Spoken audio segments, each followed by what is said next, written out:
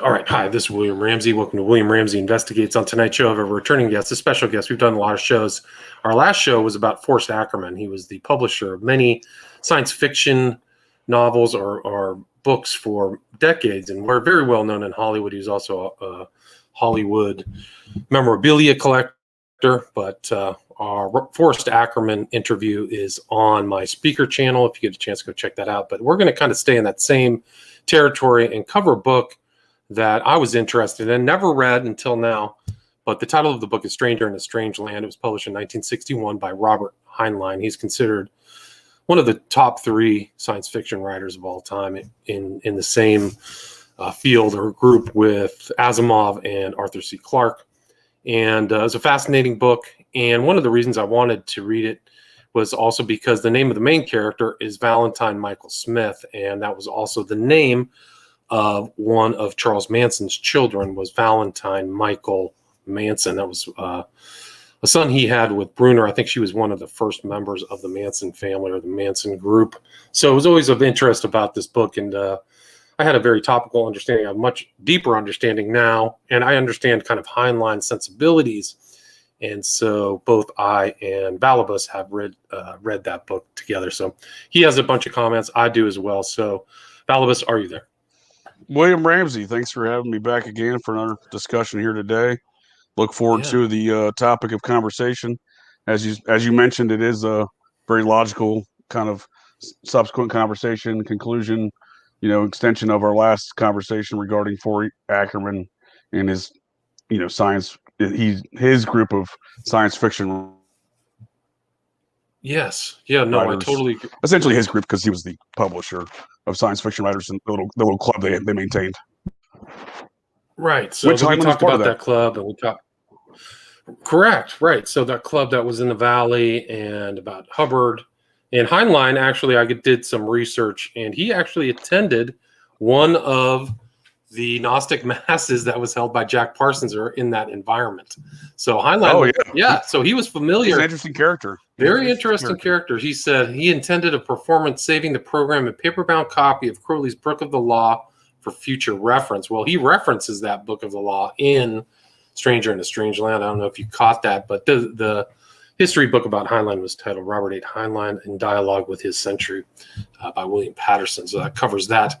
But I did not catch that in the book. He mentions the Book of the Law. Yeah, he does. So in the sequence where Valentine Michael Smith is traveling with his girlfriend, they stop in Palo Alto, and Valentine Michael Smith goes into the Hoover Institute and reads all of the kind of great books. And the sequence goes: the Talmud, Kama Sutra, Bibles in various versions, the Book of the Dead, Book of Mormon, Patty's precious copy of New Revelation, Apocrypha of various sorts, the Quran, the Unabridged Golden Bough, The Way, the Science, and Health with Key to the Scriptures, sacred writings of a dozen other religions, major and minor, even such deviant oddities as Crowley's Book of the Law. So that's like the direct. Oh, yeah. I guess I got distracted there on the Mormon piece because I grew up Mormon, and anytime I see that stuff referenced, it always catches my eye quicker. Interesting. So what was your kind of first impressions of the book? I mean, they're very much similar organizations in many strategical aspects.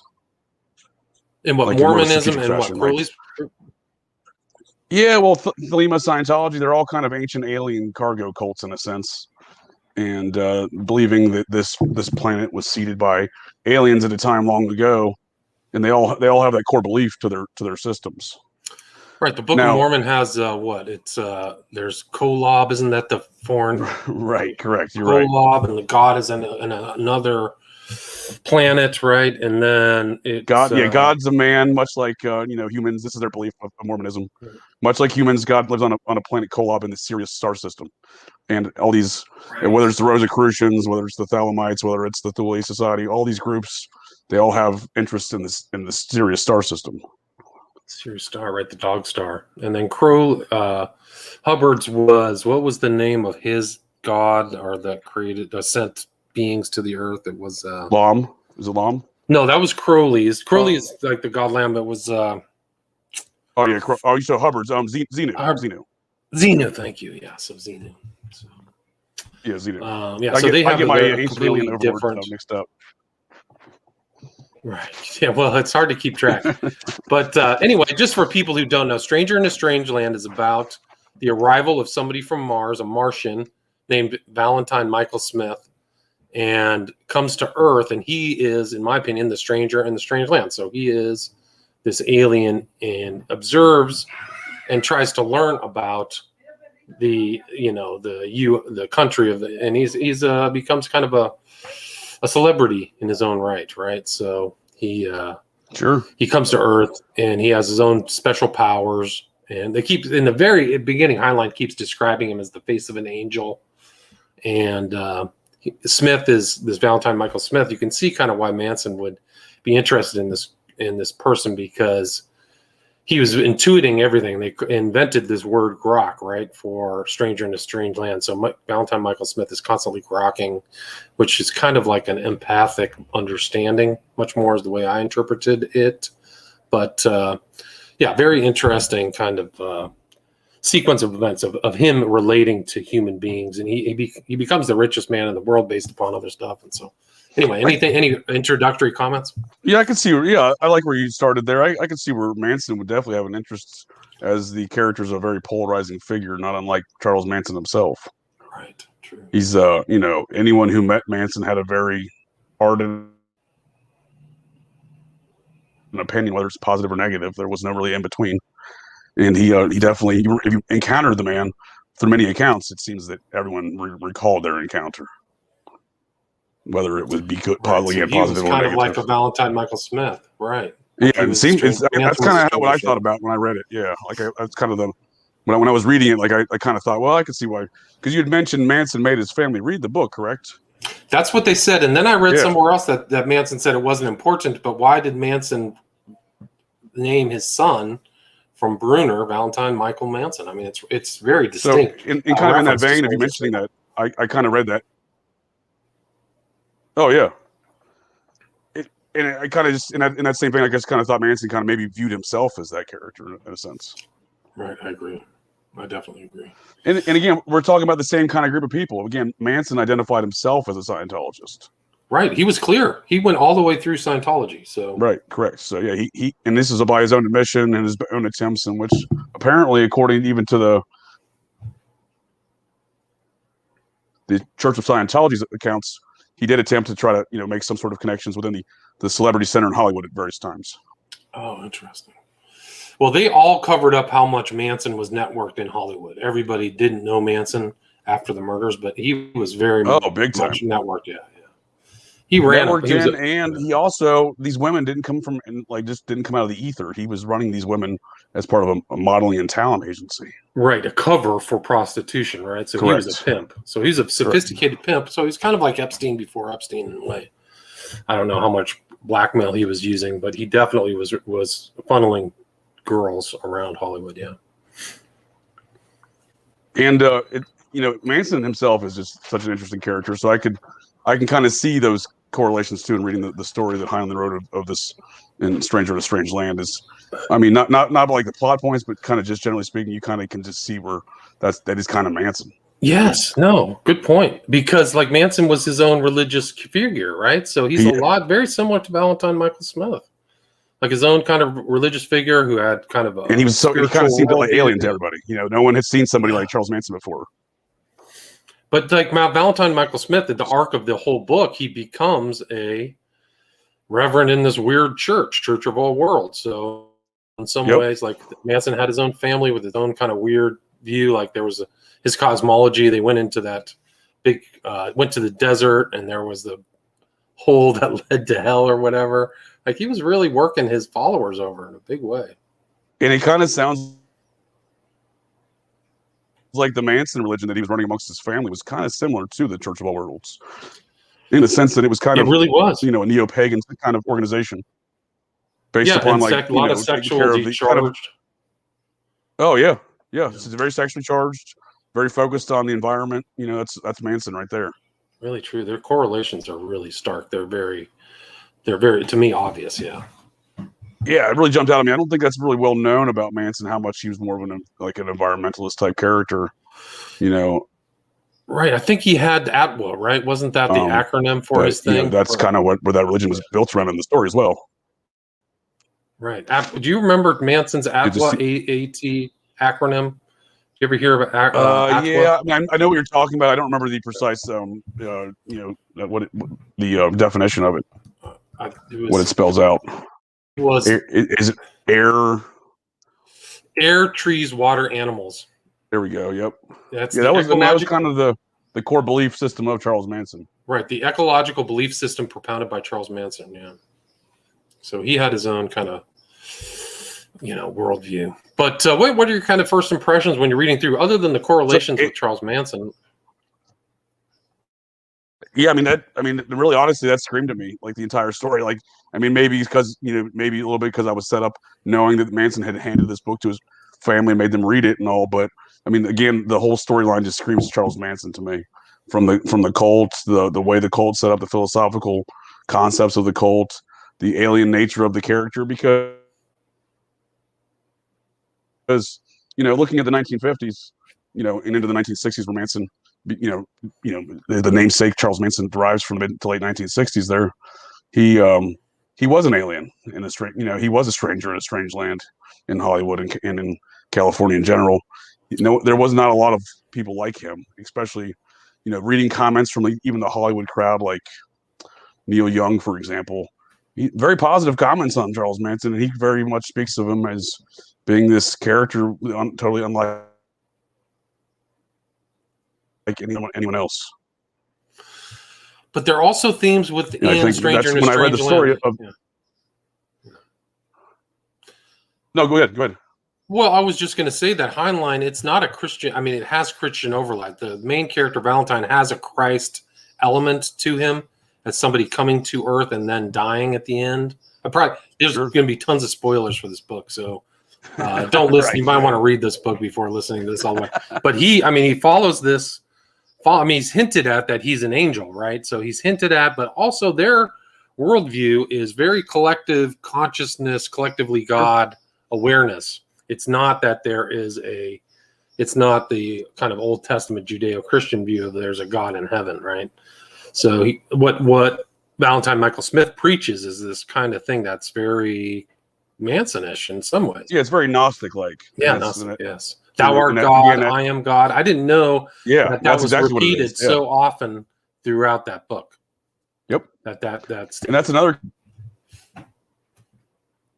correlation. If you're looking for a correlation between kind of the Scientology Thelemite concepts that are displayed there with Manson or with Heinlein story, the whole I am God Gnostic belief system is pretty rampant through Mormonism as well.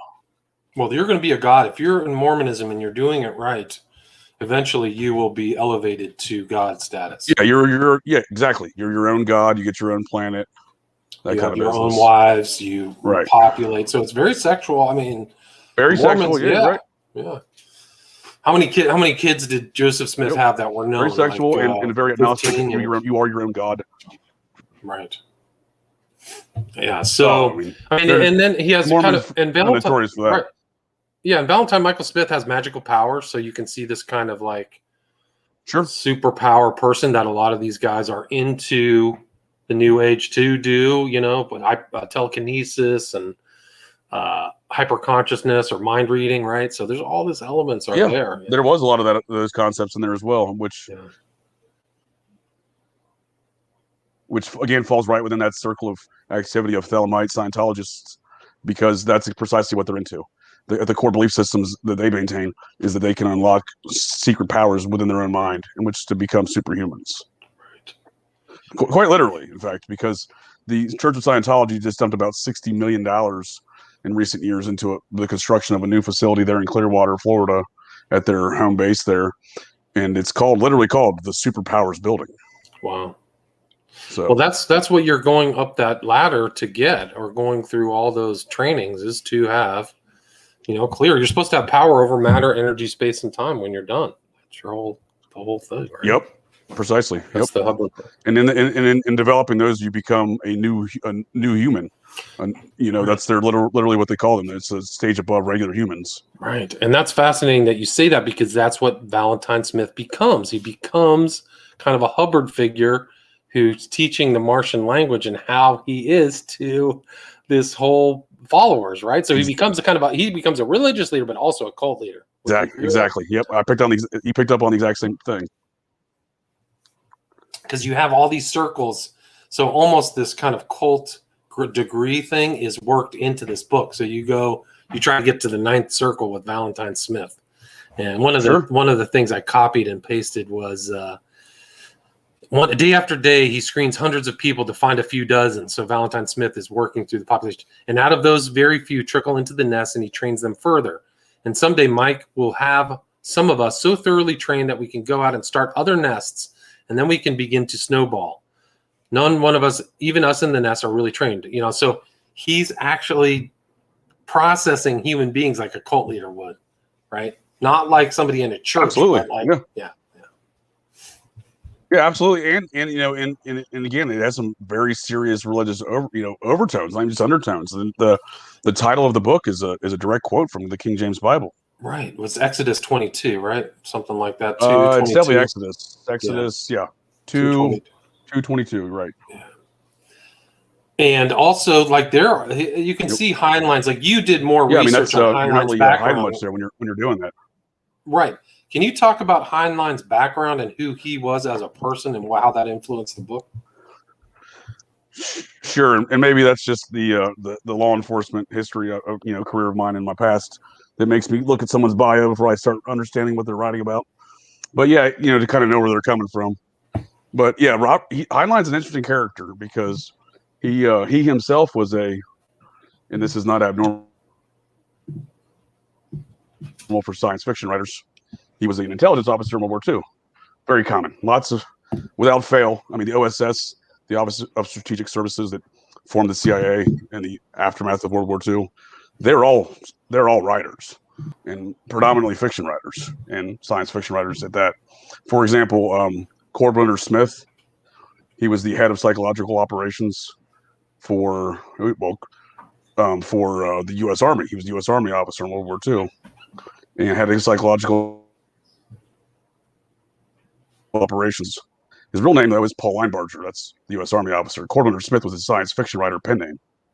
Oh, so all of these guys. Now he was L. Ron Hubbard's college roommate, and L. Ron Hubbard actually stole that man's. No, Linebarger. Okay. I'm just trying to build a kind of the bigger picture here of the background of all these guys.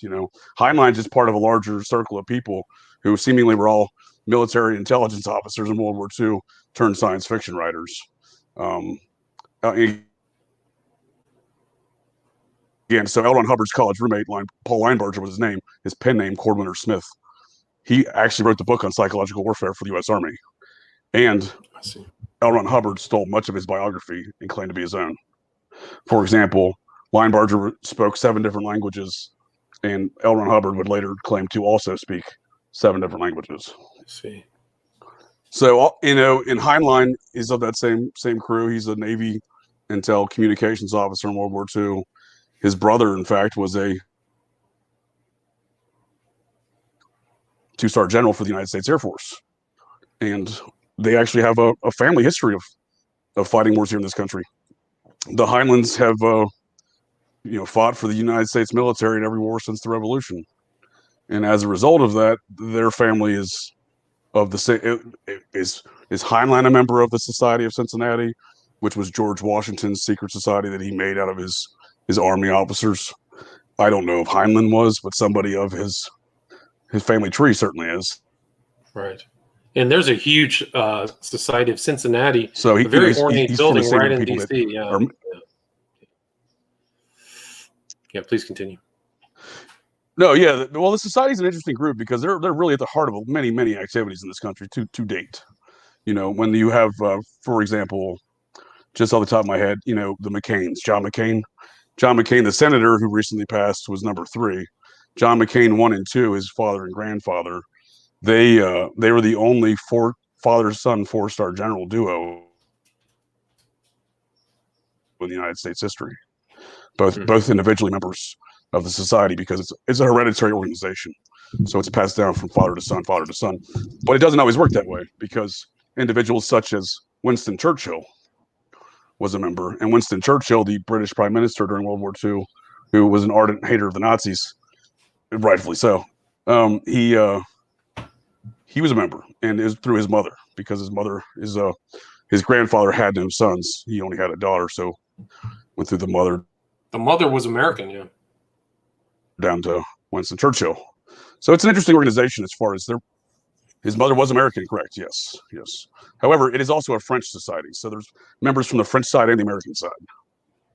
For example, George Washington was the head of the American side of the society, where his counterpart, Marquis de Lafayette, the French general, was in charge of the French society. Gotcha. And it continued on well after the war, because you had folks like Napoleon who took over in the immediate aftermath. He's pardoning all the French society members from prison, although Lafayette got banished to America. But so just to make the point that this society is a very powerful organization. They're involved in a lot of things. Most people have never heard of them. But Robert Heinlein, absolutely, his family, if not himself, a member of that organization. Right, but he was also, Heinlein was what, at the military academy, right? Wasn't he a West Pointer? I believe he had a stint with the Naval Academy. So he's in Annapolis. They wouldn't let him in because his brother was already serving, but I think eventually he went in. So he was at the higher, echelons of the military. Yeah, he tried to get into the Naval Academy, I think, and then ended up going, yeah, exactly. Eventually got through, became a naval officer, correct, yeah. So, yeah, he's definitely an interesting character. Regarding his more of the thelemic kind of connections of the man, he's very interesting in that respect. He literally gave the play-by-play on national broadcast, the national TV broadcast of the Apollo 11 moon missions. Wow. He gave that with, I believe Walter Cronkite. Right, but so he's this there is with also Walter Cronkite doing the broadcast of the Apollo 11 moon missions. Right, but you know who else they had for commentary was Arthur C. Clarke. So you had two very well-known. Right, exactly. So you have the other kind of Gnostic, three, like occultist, commenting on the supposedly real event, right? Exactly. Supposedly real event run by a Nazi, an ardent Nazi at that, very serious Nazi. Make a pig or paperclip, von Braun. Werner von Braun. Yeah, very serious Nazi. And on top of that, I mean, if you just look at it from the basic fundamental elements of the situation, you have a thelemic ritual that created the fuel for the rockets, the solid state rocket fuel in Jack Parsons' sex magic ritual in the Pasadena desert, which created that fuel. He himself admitting that he's not a chemist, he's merely a magician. Right. Yeah, that's fascinating. I mean, there may be a real connection between Heinlein and Parsons. Like Heinlein may have, I suspect in my gut that there's some connection there, that he knew what Parsons was up to. I mean, they're certainly within the same circle of people at the same time doing the same activities, so it certainly seems reasonable.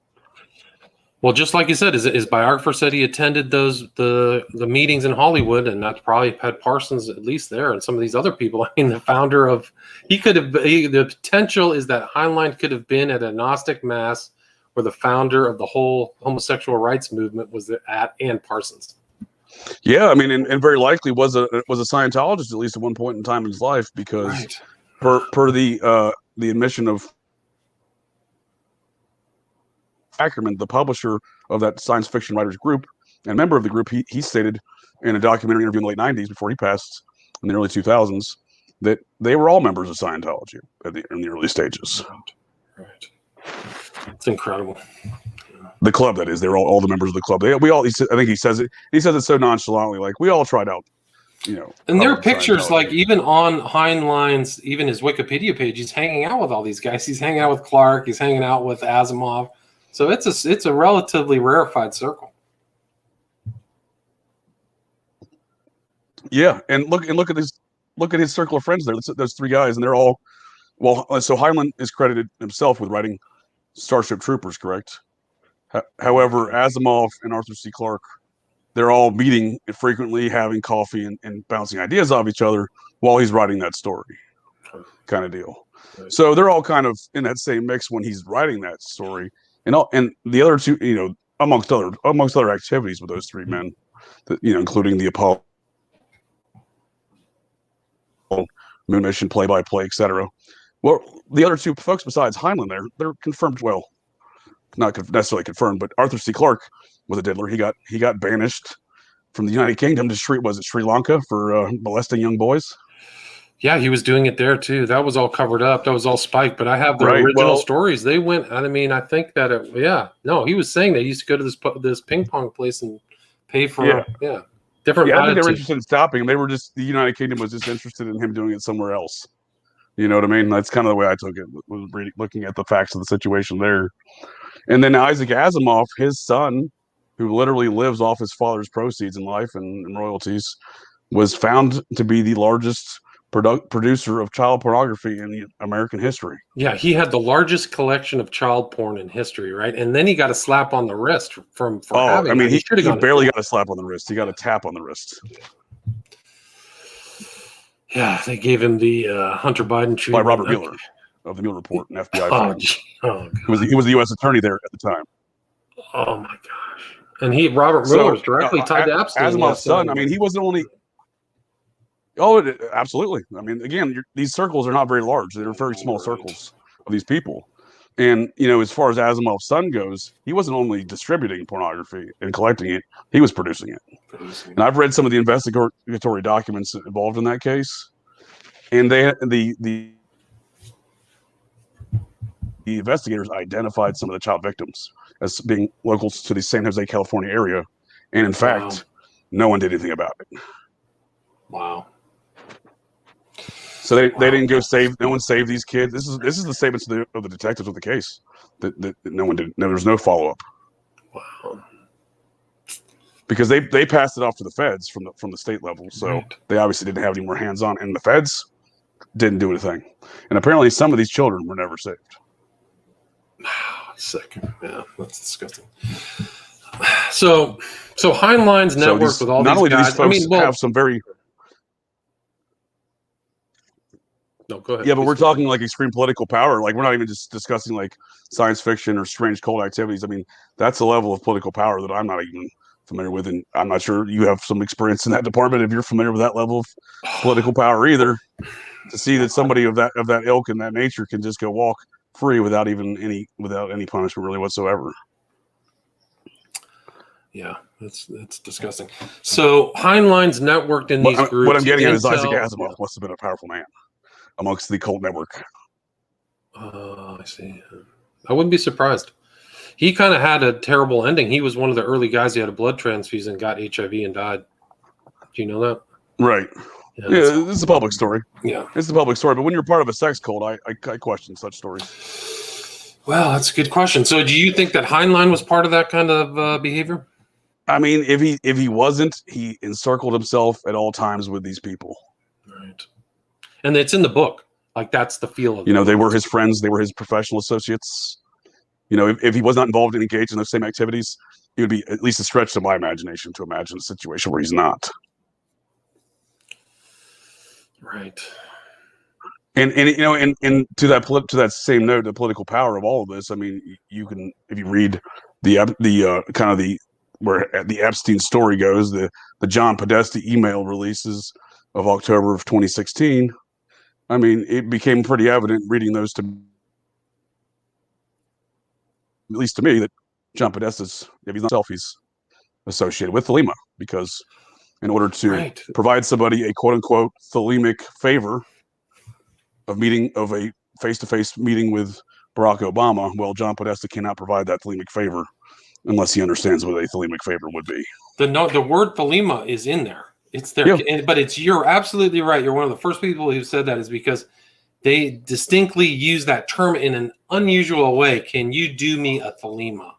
It's like a different grammatical thing than just saying the face-to-face meeting with Barack Obama. Yeah, there you go. Right. Yep. Yeah. It seems, and there's some more undertones of thelema in there, which also include emails where Kamala, I'm about to call her Kamala Harris's sister, is involved in a lot of those communications. Wow, I didn't know that. She's right there in the CC line of a lot of the Podesta emails. I wasn't aware of that. I'm not surprised though. I'll happily send it over your way. Please do. So, wow. Yeah, and Heinlein had a big, long career. So, I mean, this was not point his being best, there is best known book. Yeah, and maybe, but let me finish my point very quickly with that though. Is maybe we don't know more of this story, more of these concepts and understandings of the origins of Heinlein and his activities and his stories that he wrote about because of the political nature of this group. Because how else do you have people like Podesta, who literally has been running the Democratic Party since circa 1990, have that? Him and his brother ran the most powerful lobbying firm in D.C., as stated by the Washington Post, the most powerful brothers since Kennedy. How do you have that if these aren't politically? How do you have members of seemingly of this cult that are so politically strong? It seems like those two things are mutually exclusive. You have some secret cult that no one's ever really heard of or really understands, but is at the core, like. A lot of our technology, our science fiction, our pop culture, but no one really knows it. Well, I think no one really knows it's because of the strong political nature behind it. Yeah, and there's Podesta is sitting there with oh geez, what's the guy who wrote the Necronomicon? Peter Levenda. I mean, those pictures are just so potent. Levenda, and you can go on the Secretary of State website and find official pictures of Hillary Clinton with Maria Abramovich. Yeah. Official State Department pictures, and she's there in the groups. So I mean, and she's obviously high up in Thelema as well, and deeply involved in the Podesta emails as well. So again, that's what I'm saying. Without having such a high political power structure behind it, there's I think that's the only reason why some of the concepts we're discussing today are for the first time, and probably for the first time for many people, right, to even understand these concepts. I mean, circle back real quick to ancient aliens and ancient alien cargo cults, as I said, that Mormonism and Thelema and Scientology are all kind of these ancient alien cargo cults. Well, John Podesta is literally on the season premiere of Ancient Aliens on the History Channel. I mean, it's kind of funny if you think about it that way, in an ironic sense. Right. Well, there's a lot of occultists. There's a lot of occultists associated with aliens, and much more than people would know. Yeah. But then that goes right back to Heinlein. So that's all of these alien concepts, all these space concepts. Heinlein being one of the forefathers of these space exploration concepts. I mean, there's awards given today for advancements in space exploration with his name on it. Now it's only these group of people though I find that are involved within space. The topics of space and the topics of aliens seemingly all go back to the Thelemic Scientology type circles, and Heinlein is at the center of that. Yeah, that's incredible. I mean, and there's other themes like Heinlein in his book, he talks about Mike is our Prometheus. He says, "Look at me, I am the Son of Man." He's directly referencing kind of Christian themes. It's pretty remarkable, but twisting them. Yeah. Well, no, Son of Man. I mean, isn't that a term used for Jesus, like in the Bible, right? Right. The actual the actual translation is the Son of Man. Right. No, it goes back to Enoch. Yeah. So he's referencing himself out of Enoch. Christ is. Yeah. So yeah. So I mean, there's a perverse Christ thing, but then you go to Manson and you see the language he's using is all the same. I'm Christ and Satan. It's the same thing out of process church ideas. Yeah. Absolutely. No, that's exactly what it was out of. Because as I believe as Manson said himself, that he is the leader of the process church. I can't think of the leader of the process church on paper's name. De Grimston. He said he and De Grimston are one. That's what he said. Yeah, they're the same person, right? Exactly. Which is a very fascinating statement to make. Right. Well, that also is kind of Christian because Christ said, "The Father and I are one." So these guys are playing off of exactly. Yep. And they intentionally too, because if you read the materials, they're very open about intentionally. Yes. Yeah, no doubt. I mean, but that's the kind of perversion of Christianity. Yeah, exactly. And many people say that's a swastika. That Charles Manson was a white nationalist, and he's a swastika on his head. I would argue that's probably just the process church symbol, the 4 Ps. I would agree with that too. I would 100%. Although Manson did have connections to American National Socialism through a guy by the name of James Mason. Yeah. Absolutely. Well, I mean, the people distributing his drugs and his drug campaign network of distribution were the Hell's Angels. So I mean, he has the roots to the outlaw motorcycle gangs and some of the white nationalist organizations in that department. But I think ultimately speaking, what he was aiming for though was the Protestant church symbol of the four P's on his forehead. Right. Yeah. What else about just the book? What other impressions did you have while reading through it? Do you have anything you want to add? I mean, I think the biggest takeaway I had was, again, just that I almost felt like you could take Charles Manson and insert plot points and background of the 1960s and late 60s in Los Angeles and make that the same story, A Stranger in a Strange Land starring Charles Manson. Yeah. Because again, it's almost to the same activities. It's almost precisely the same activities, much in the sense that a film like Oh Brother, Where Art Thou, and the story is, or for that matter, Finnegan's Wake, is based upon the Odyssey. Homer's The Odyssey. You have the same plot points. For example, in the Odyssey, Odysseus fights the Cyclops, and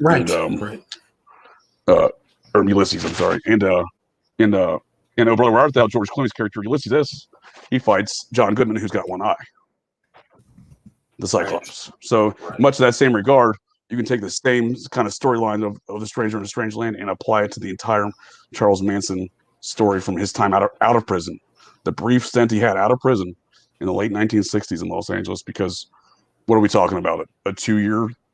Right, not very long. 2.5-year period total. Because he left prison in what, late 66, I think, maybe, and was back in jail in 69, December of 69.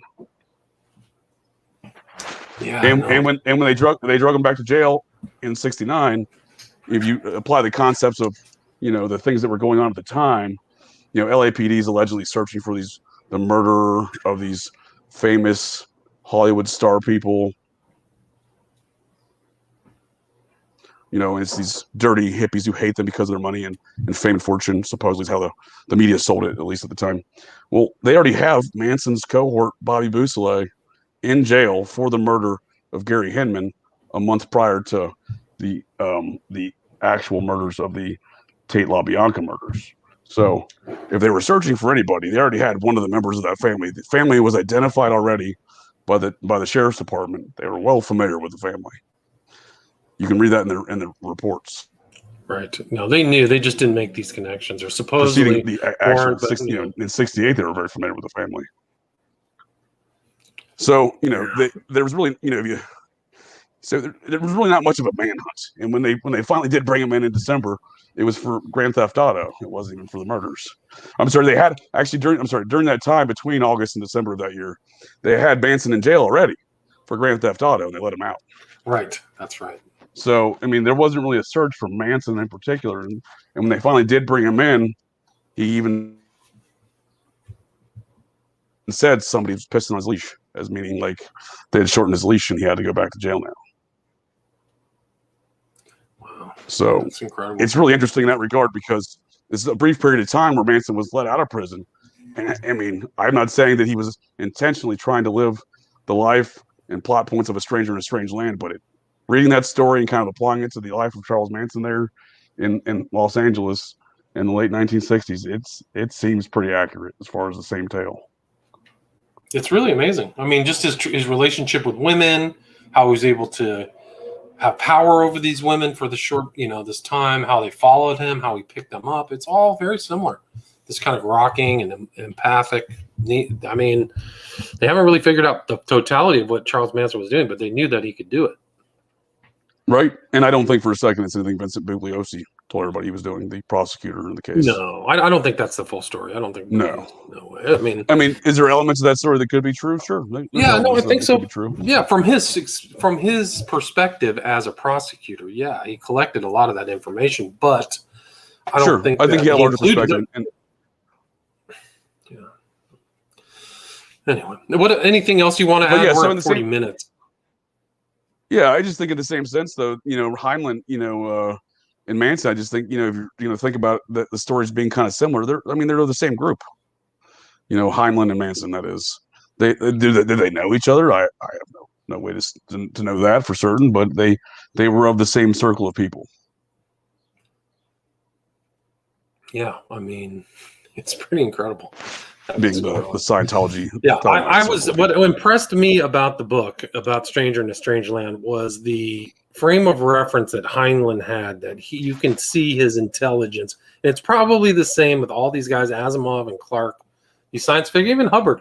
They're intelligent people. They have a good understanding of religions, psychology, ethnography, and you can see that all in Stranger in a Strange Land. Absolutely, and I think, and to that note, I think in many regards, that's why those men are credited with certain elements in which they're credited for. Asimov, in many regards, is credited with the birth of rocketry. It all began in his stories of fiction. So we get rockets from fiction, we get space exploration from fiction before it allegedly happens. In the real scientific world, we get it in science fiction first. Right. Well, Clarke was credited with the geosynchronous orbit of a satellite. That goes directly to Clarke back in this thing. So you're absolutely right. Heinlein space exploration and Asimov rocketry. Yeah. No, it's so they're all kind of contributing certain elements to that storyline, and specifically Heinlein also is credited with the concepts of the birth of the supercomputer in artificial intelligence, and kind of circling back to the Silicon Valley. Right, Clarke in part as well. Clarke in part, yeah, a lot of that. Yeah.